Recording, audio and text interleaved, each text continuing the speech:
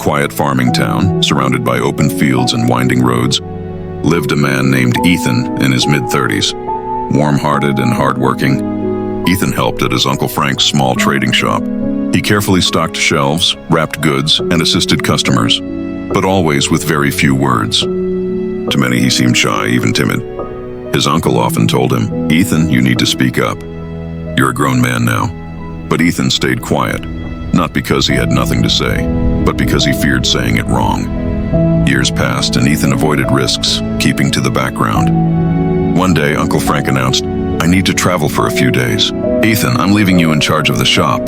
Don't let me down." Ethan agreed, but inside, his heart pounded. The first customer asked for herbs. Nervous, Ethan gave the wrong amount.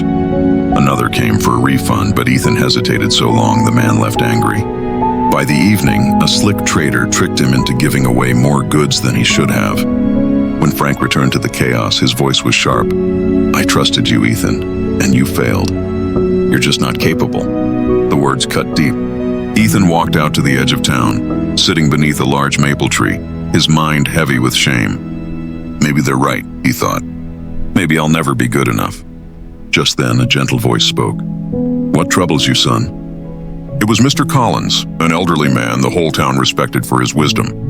Ethan confessed, "I ruin everything. I can't speak well, I freeze up, and I let people down." Mr. Collins listened patiently.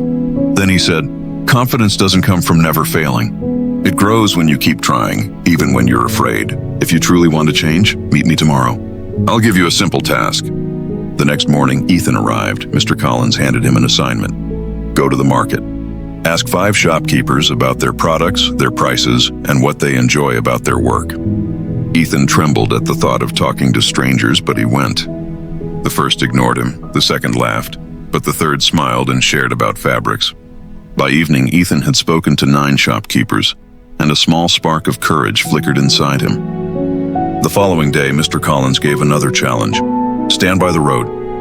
Help people cross safely and greet each person kindly. Ethan did it, saying, "Take care, safe journey, glad to help." With each word, his shoulders stood a little taller. On the 3rd day, Mr. Collins said, "Now return to your uncle. Tell him you want to try again." Ethan, nervous but determined, went to Frank. "Uncle, I made mistakes, but I'm ready to learn. Please give me another chance." Frank studied him, then nodded. "All right, Ethan, let's start fresh." Months passed. Ethan practiced customer talks, handling money, and making firm decisions. Slowly, people began noticing. "That's Ethan. He's changed so much. He speaks with confidence now." One day, a traveler even asked, "Do you own this shop?" Ethan smiled and replied, "Not yet, but maybe one day." The truth is, confidence isn't something you're born with.